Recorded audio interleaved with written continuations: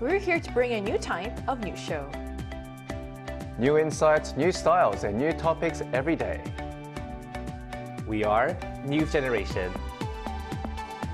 Bringing news just for you. It's Tuesday, February 3rd here in Seoul. I'm Isujin, and this is News Generation.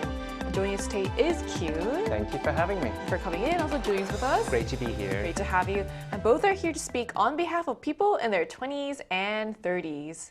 So as we head into the second day of the week, let's talk about something we all encounter in our daily lives, but don't often stop to really think about, which is scents. So from strong perfumes and body odor to food smells in offices and public spaces, the way we smell can affect the people around us more than we realize. And there's a term that's being thrown around called scent etiquette. So Kyun, can you tell us what this actually means? Sure. So this scent etiquette encourages people to limit the use of scented products, as a fragrance that is pleasant to one person may cause headaches or nausea for other people. And the guideline applies not only to widely recognized unpleasant odors such as garbage or cigarette smoke, but also to artificial fragrances and scented cosmetic products. I was quite surprised to see that perfume is also included in this as well. Yes, it is. Do you have anything to add to this? Yeah, so scent etiquette refers to being considerate about the smells you bring into a shared public space. So strong or unpleasant scents can be unsettling for others, which has led to a growing discussion about what should be considered acceptable in public spaces. So recently, controversy arose after it was revealed at a famous cafe in Korea. A customer was asked to leave by the owner for applying hand cream, which was said to interfere with the aroma of the coffee. Now, another similar issue appears in an ongoing debate over strong perfume scents on crowded commuter buses. So especially in more densely populated spaces, this has been a more of an increasingly debated topic that we'll discuss further today. Right, and it seems like these debates often start in everyday places we all use, like cafes, although that example is quite surprising to me, honestly, and also public transportation. So these examples raise a bigger question about where personal choice ends and consideration for others begins. So we're going to talk more about this, but first, let's take a look at the screen.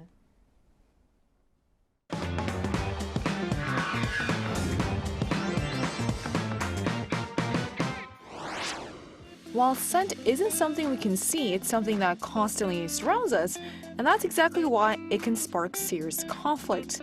From strong perfumes to lingering food smells, what may seem harmless to one person can be deeply uncomfortable to another, especially in shared spaces like offices and public transport.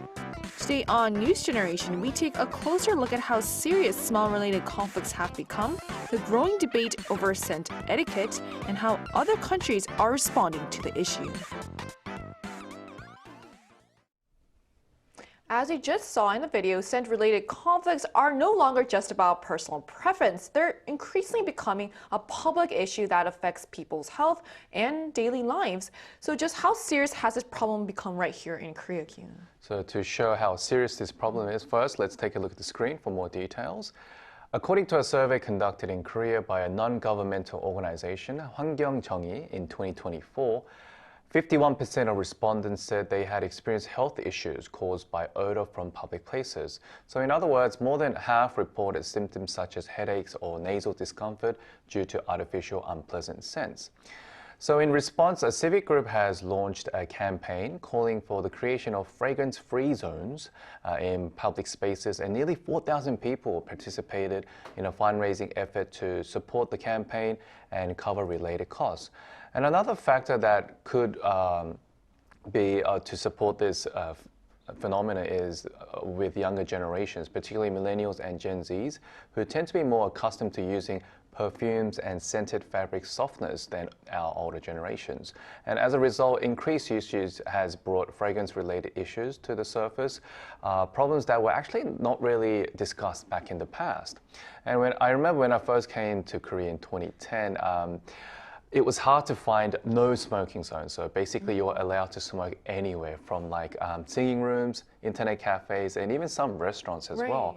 But which is quite the opposite nowadays, where in most indoor places, it's pretty much all no smoking zones, and you'll be fined if you're caught smoking. And there are even smoking booths in the streets where people just all gather to just have one cigarette or have e-cigarettes. So I think things have really changed in terms of in public areas where smoking is not allowed. But in terms of perfumes and like fabric softness, I don't know. They smell good to me, but I mean, to some people, it might give them like headaches, which is another problem that we'll discuss further as we go on. Right. So what stands out is that this isn't just about discomfort. More than half of the respondents reported actual health symptoms. So with conflicts becoming this widespread, are there any public rules or systems in place to deal with smell-related issues, Julian? Yeah, so there are public rules or systems in place to deal with these issues because of ongoing conflicts over this smells issue. According to the Seoul Metro's terms and conditions, items that may cause discomfort to other passengers due to unsanitary conditions or foul odors are not allowed to be carried inside station premises or inside the trains.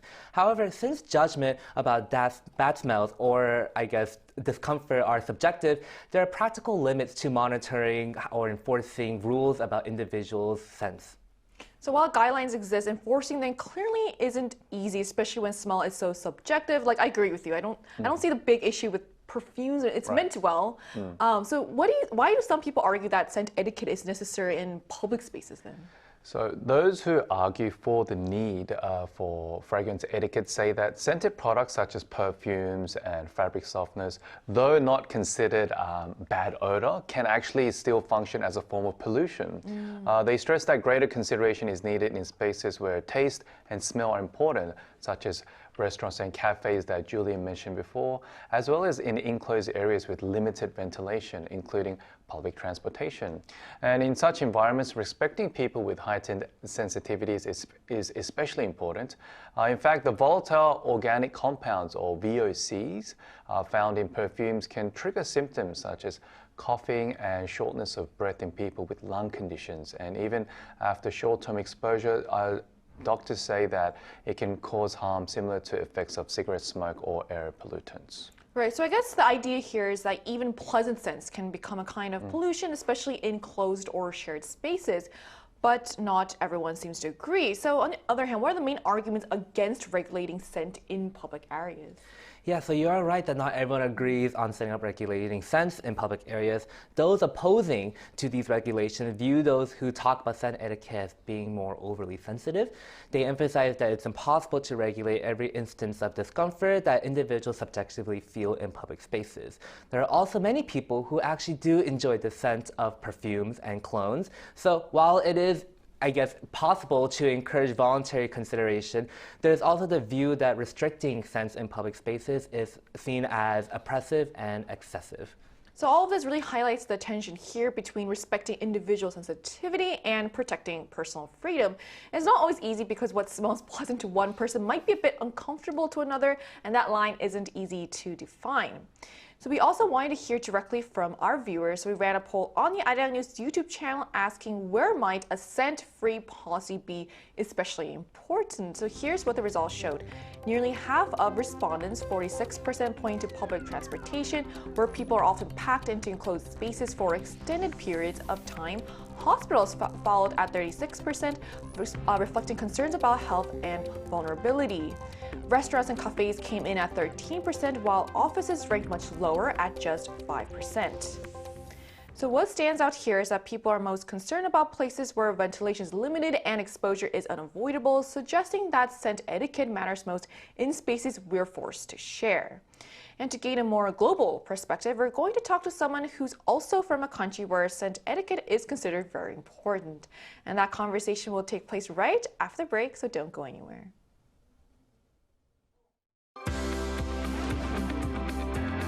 NewsGen wants to hear from you. Go to YouTube and search out Channel Arirang News. Click Posts and cast your vote in the poll. Make a new type of news with us. Joining us today is Chiro, who's from Japan, a country where a strong emphasis is also placed on scent etiquette. So hello, thank you so much for connecting with us today. Hello, thanks for having me. So how is scent etiquette viewed in Japan, and how do you think it compares to Korea? Yes, actually, my daughter is currently attending elementary school in Japan, and one of the first things the school mentioned was to avoid strong scents from door detergents or fabric softeners. And honestly, I was very surprised because it wasn't a thing when I was attending school back in Japan. And when my daughter was going to school in Korea, this was never mentioned at all. And after looking into it more, I learned that in Japan, not only schools, but even some companies and local governments actively encourage people to be mindful of scents. So it really is a reverse culture shock to me.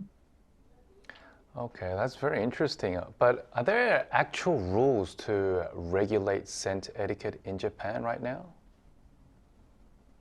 There isn't a law that directly bans fragrances or scented products.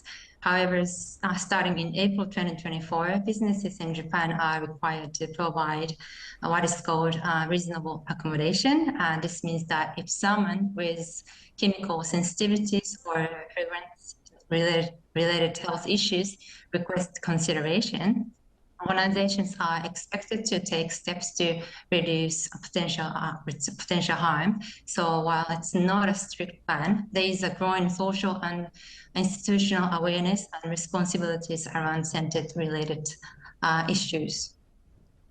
Great. So just to wrap things up on a personal level, how do you feel about scent etiquette in shared public spaces?